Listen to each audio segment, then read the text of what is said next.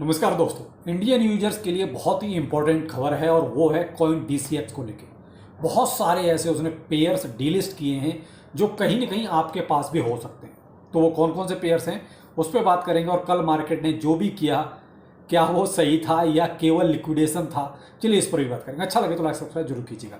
लेकिन पहले बात करेंगे कॉइन DCX को लेकर, जिसने आज एक बहुत बड़ा एक तरह से इंडियन यूजर्स के लिए कहते हैं ना बम फोड़ दिया वाली बात हो गई। और वो थी कि इतने सारे पेयर इसने मार्जिन में डीलिस्ट किए हैं जिससे बहुत से लोगों का नुकसान ही नुकसान है, क्योंकि इन्होंने तो डीलिस्ट कर दिए। आपने ITR फाइल किया होगा तो उसमें आपने शो किया होगा, आप ITR में भी अगर कुछ प्रॉफिट में रहे होंगे तो आपने वहाँ टैक्स भी दिया होगा, और इधर पता चला कि आपका टोकन ही खत्म हो गया।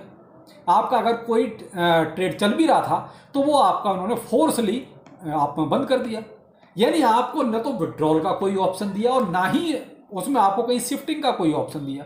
इन्होंने बस अपनी तरफ से तुरंत ही उठा के उनको सबको मार्जिन से हटा दिया। अभी आपका देखिए फ्यूचर में स्पॉट में अवेलेबल है लेकिन मार्जिन से जा चुका है। तो अब ये कोई एक नहीं है, पूरी एक लिस्ट है जो मैंने अपने टेलीग्राम पर इसको पहले ही शेयर कर दिया, ट्विटर पर भी शेयर किया है। तो देखिए इस वजह से बहुत से लोगों का ये सवाल था कि ये क्या हो रहा है, क्या इंडियन एक्सचेंज सारे ऐसे ही हैं। तो भाई देखो, एक्सचेंज का कुछ भरोसा नहीं, चाहे कोई भी हो, इंटरनेशनल हो, इंडियन हो, सभी का एक हाल है कि खुद को पैसा कमाना है एनी हाउ।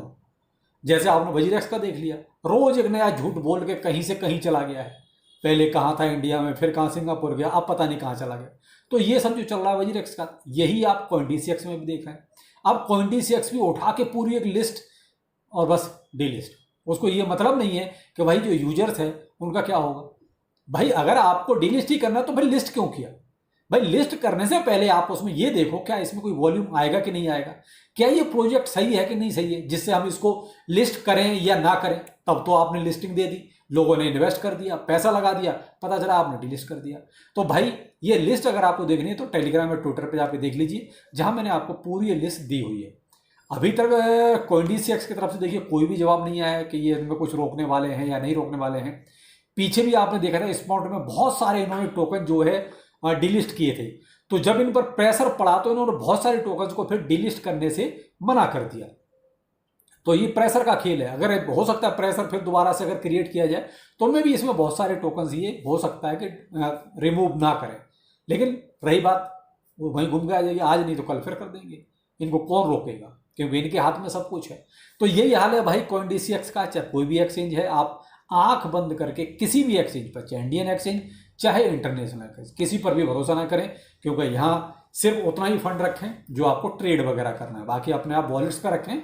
भाई थोड़ा सा फीस लगती है, उसका लालच मत कीजिए। आप लोग दिक्कत वही है कि थोड़ा सा बस लालच करते हैं और इधर पता चला कि एक्सचेंज पूरा खत्म कर देता है। तो भाई ये थी एक बहुत ही इंपॉर्टेंट अपडेट जो इंडियन यूजर्स के लिए है। तो भाई एक्सचेंज कोई भी यूज करो लेकिन बहुत ही केयरफुल यूज करो, जिससे कि कम से कम आपका फंड सेफ रहे। अब आते हैं कल जो मार्केट में हुआ। वेट था वही पावेल साहब की स्पीच का कि पावेल साहब क्या बोलेंगे। तो देखिए उन्होंने रेट ऑफ इंटरेस्ट के लिए तो आपको कंफर्म था, कल कर ही दिया कि लास्ट में जाके कहीं सोचेंगे, जुलाई में तो कोई चांस नज़र ऐसा आता नहीं। उन्होंने ट्रंप और अपने जो भी खींचतान चल रही है बीच में, उन्होंने उसके बारे में जिक्र किया। लेकिन बात वहीं आगे घूम के कि बहुत ज़्यादा ऐसा कुछ था नहीं जिससे कि मार्केट पर कोई ज़्यादा नेगेटिव इम्पैक्ट पड़ता।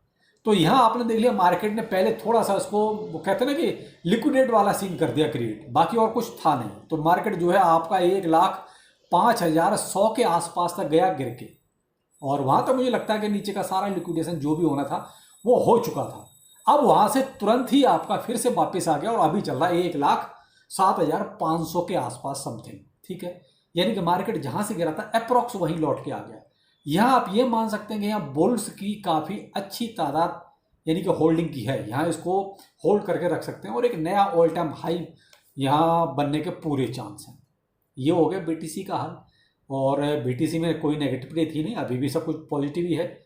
हमारे अल्ट कॉइन्स जिनमें बहुत ज़्यादा कुछ नहीं हो रहा, इवन इथीरियम में भी BTC इतना पंप हो रहा है, इतना डंप हो रहा है, दोनों चीज़ें हो रही हैं।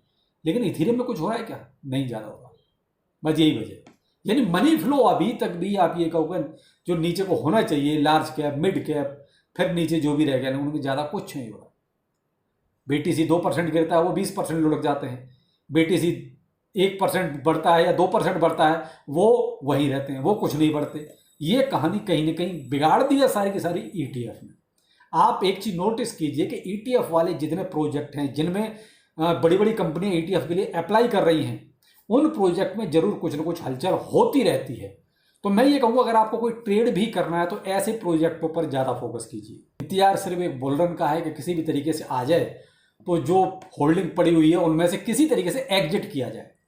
सबका यही सोचना है। नहीं तो आप एक बार कमेंट सेक्शन में जरूर बताएं क्या आप ऐसा नहीं सोचते।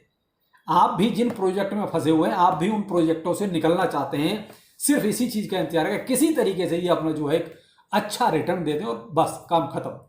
क्योंकि आगे अब ये कंफर्म हो गया है कि मुझे लगता है कि ईटीएफ वाले जो प्रोजेक्ट रहेंगे ना, यही अच्छा सर्वाइव करेंगे, यही थोड़ा लॉन्ग टाइम तक रहेंगे, बजाय और जो प्रोजेक्ट रहेंगे। और प्रोजेक्टों में मुझे नहीं लगता कि बहुत ज़्यादा भविष्य बहुत अच्छा है। भाई ठीक है, कोई ट्रेंड अगर चल गया तो एक अलग बात है, वरना अभी तो बहुत ज़्यादा अच्छा कोई सीन नज़र नहीं आ रहा है जो अभी ट्रेंड चल रहा है। जिससे बाकी मार्केट कैप आपका जो है अभी 3.3 ट्रिलियन के आसपास है और fear and greed index approx 50 के आसपास घूम रहा है, कभी 46, 48, 40, 50 इसके आसपास घूम रहा है।